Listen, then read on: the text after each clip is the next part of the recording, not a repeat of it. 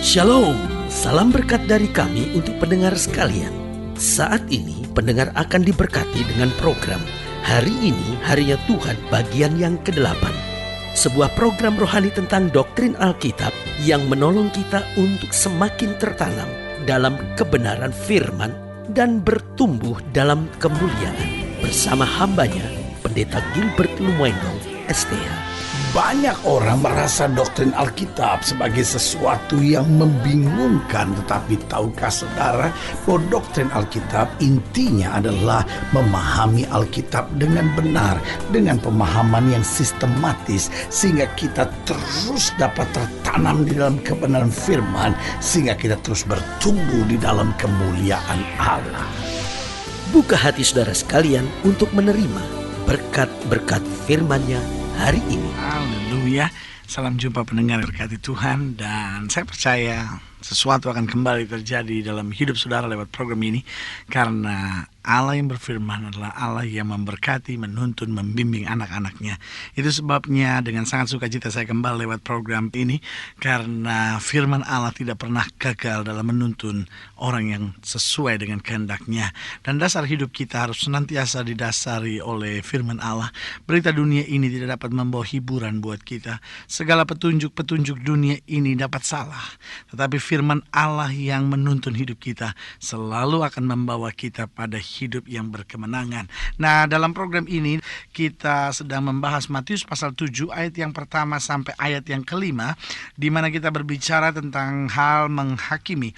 Janganlah kamu menghakimi supaya kamu tidak dihakimi, karena dengan penghakiman yang kamu pakai untuk menghakimi, kamu akan dihakimi, dan ukuran yang kamu pakai untuk mengukur akan diukurkan kepadamu.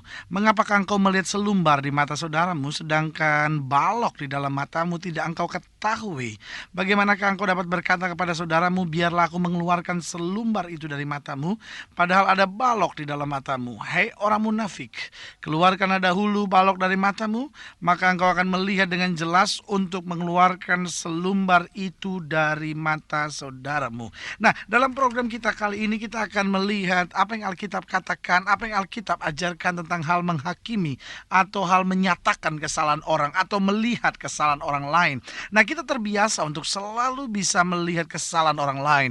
Taruhlah seseorang yang menurut sebagian orang dialah orang yang sempurna, maka jika kita mesti mencari kesalahannya selalu kita jumpai. Itu sebabnya ada banyak suami yang selalu berkata, tetapi istri saya banyak kekurangannya. Ada banyak istri yang berkata, tapi suami saya banyak sekali kekurangannya. Saya mau beritahu, temukan orang yang menurut saudara sempurna, lalu cobalah cari kesalahannya, cobalah cari kekurangannya.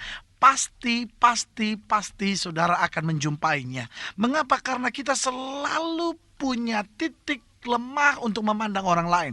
Kita selalu punya titik kesalahan orang lain yang dapat kita perhatikan. Nah, sekarang Alkitab dengan jelas berkata kepada kita, janganlah kamu menghakimi. Dari sini kita akan belajar beberapa perkara di dalam Alkitab tentang menghakimi. Yang pertama, menghakimi tidak boleh didasari untuk menjatuhkan orang lain. Nah, persoalannya ada banyak orang yang berkata, oke, kalau saya tidak boleh menghakimi orang lain, kalau saya tidak boleh menyatakan kesalahan orang lain, apakah itu berarti saya tidak boleh menasehati orang lain? Apakah itu berarti bahwa saya tidak boleh menegur suami saya? Apakah itu berarti saya tidak boleh menyatakan kesalahan dari istri saya?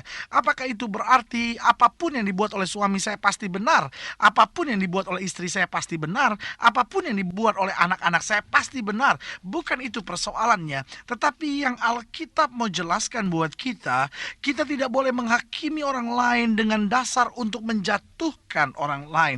Karena persoalannya kita memang sudah melihat kesalahannya, lalu kita coba menjatuhkannya, coba menyatakan kesalahannya. Tetapi ayat yang kedua menantang kepada kita, karena dengan penghakiman yang kamu pakai untuk menghakimi, kamu akan dihakimi, dan ukuran yang kamu pakai untuk mengukur akan diukurkan kepadamu. Jika kita hanya mencari-cari kesalahan orang lain hanya untuk menjatuhkannya, menegur, lalu mematahkan semangatnya, maka kita gagal untuk membangkitkan semangatnya. Kita gagal untuk masuk dalam rumah tangga yang bahagia.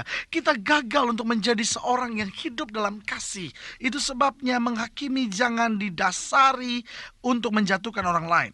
Hal yang kedua yang akan kita pelajari, sebelum melihat kesalahan orang lain, periksalah diri sendiri terlebih dahulu. Saya ulangi sekali lagi, sebelum melihat kesalahan orang lain, periksalah diri sendiri terlebih dahulu.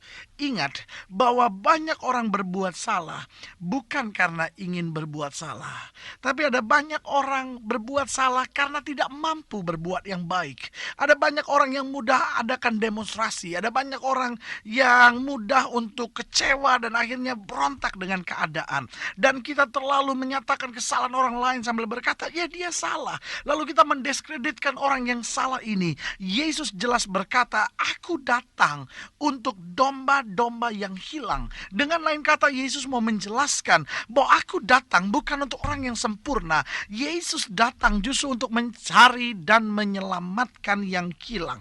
Mengapa? Karena sebelum melihat kesalahan orang lain, periksalah diri kita sendiri terlebih dahulu.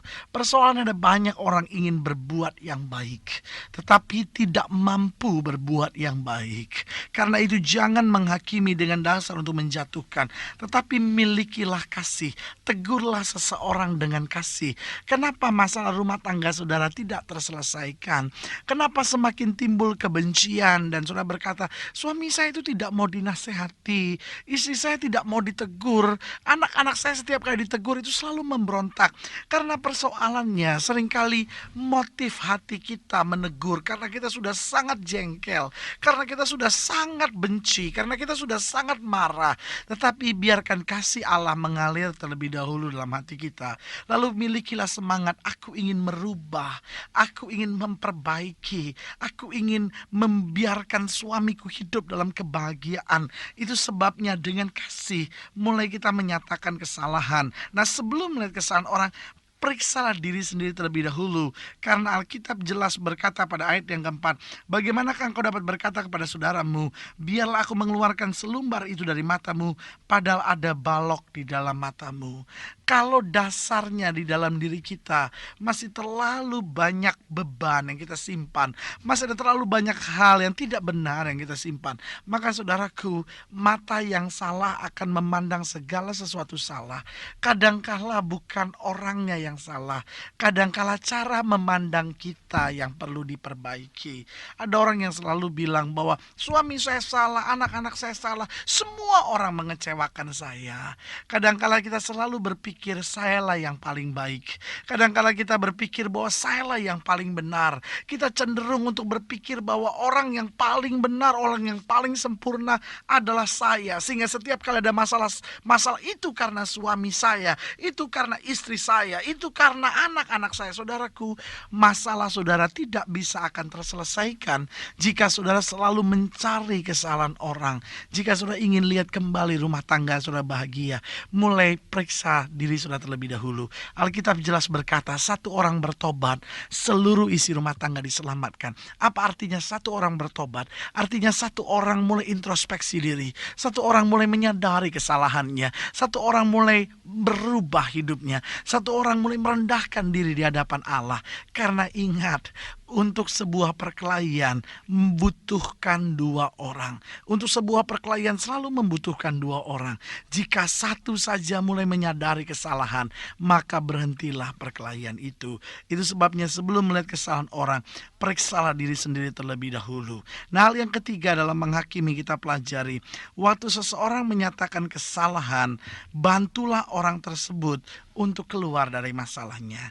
Kadangkala kita selalu menyatakan kesalahan dan mendiskreditkan seseorang. Tapi ayat kelima berkata, hai orang munafik, keluarkan dulu balok dari matamu, maka engkau akan melihat dengan jelas untuk mengeluarkan selumbar itu dari mata saudaramu. Lihat, waktu seseorang menyatakan kesalahan yang lain, bantulah orang tersebut untuk keluar dari masalahnya. Waktu Yesus menyatakan kesalahan murid-muridnya, hai kamu orang yang kurang percaya, mengapa kamu bimbang? Maka Yesus berdiri di buritan perahu dan berkata, diam, tenanglah. Yesus menegur kesalahan murid-muridnya, tapi sekaligus Yesus mencari jalan keluar. Yesus membantu murid-muridnya. Waktu Yesus menatap murid-murid dan berkata, kamu harus memberi mereka makan, maka Yesus tidak membawa murid-muridnya pada kebingungan akan tanggung jawab yang sukar. Tetapi apa yang Yesus katakan, berapa roti yang ada padamu, cobalah periksa, bawalah kemari.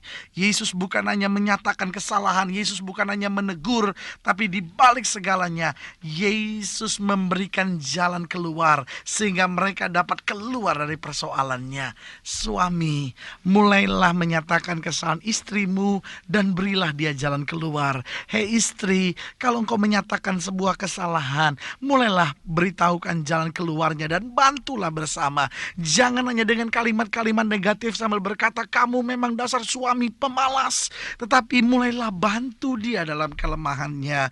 Hai suami, bantulah istri saudara dalam kelemahannya. Hei orang tua, jangan hanya mendiskreditkan anak-anak saudara sambil berkata, oh anak muda sekarang memang gak bisa diatur, anak muda sekarang memang pemberontak, anak muda sekarang memang begini. Tetapi mulailah bantu masalahnya, karena persoalannya kadangkala anak-anakmu kehilangan pegangan, anak-anakmu kehilangan tempat untuk bercerita, anak-anakmu kehilangan tempat untuk berlari. Tetapi seseorang yang menyatakan kesalahan orang lain, maka orang tersebut ditantang untuk apa? Untuk membantu. Sehingga Alkitab berkata, supaya kamu dapat mengeluarkan selumbar itu dari mata saudaramu. Dunia ini banyak orang-orang yang pandai menghakimi, tapi dunia kehilangan orang-orang yang dapat membela yang salah. Dunia ini kehilangan orang-orang yang dapat membela yang tertekan. Dunia ini kehilangan orang-orang yang dapat memperbaiki yang salah, menghibur yang susah, dan memberi kekuatan bagi yang lemah. Untuk sekedar menghakimi orang yang salah itu mudah, tapi untuk memperbaiki yang salah, inilah tantangan bagi orang percaya. Yesus bukan hanya datang untuk menghakimi yang berdosa, tetapi Yesus datang untuk memperbaiki yang berdosa. Lewat darahnya yang tercurah, dia memperbaiki. Mungkin sudah berkata, suamiku sudah tidak bisa lagi diperbaiki. Mungkin sudah berkata, rumah tanggaku tidak lagi bisa diperbaiki. Mungkin sudah berkata, masa mudaku tidak mungkin lagi diperbaiki. Saya mau beritahu, tidak ada yang sukar bagi Yesus. Mungkin engkau merasa keadaanmu sudah begitu berat. Mungkin sudah merasa bahwa tidak ada orang lagi yang peduli dengan saudara. Mungkin saudara hari-hari ini coba lari dari kenyataan hidup saudara dan tidak tahu lagi apa yang harus saudara buat. Tetapi hari ini dalam kasih Kristus, kembali saya mau beritahu, tidak ada yang sukar bagi Yesus. Yesus siap bukan hanya menyatakan kesalahanmu, tetapi dia ingin membantu saudara keluar dan berkata, anakku, aku sekali-kali tidak pernah akan meninggalkan kamu. Lewat program ini saya mau berdoa bagi setiap pendengar sekalian. Jika saudara sedang dalam beban berat, saudara dalam kesulitan, saudara membutuhkan mujizat dari Tuhan, saudara boleh tundukkan kepala, saudara boleh taruh tangan kanan di dada.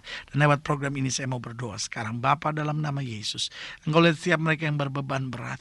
Engkau lihat setiap mereka yang sedang gelisah. Bapa, Engkau lihat setiap mereka yang hidup dalam kekecewaan, pemberontakan, kekerasan, kekasaran dalam hati mereka. Hamba berdoa lewat program ini dalam nama Yesus, biar jamahan roh-Mu Tuhan menjamah umat Tuhan satu persatu.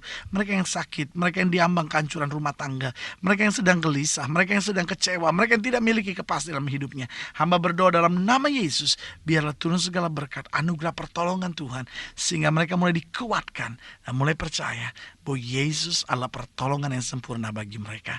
Dalam nama Yesus kami berdoa. Haleluya. Amin.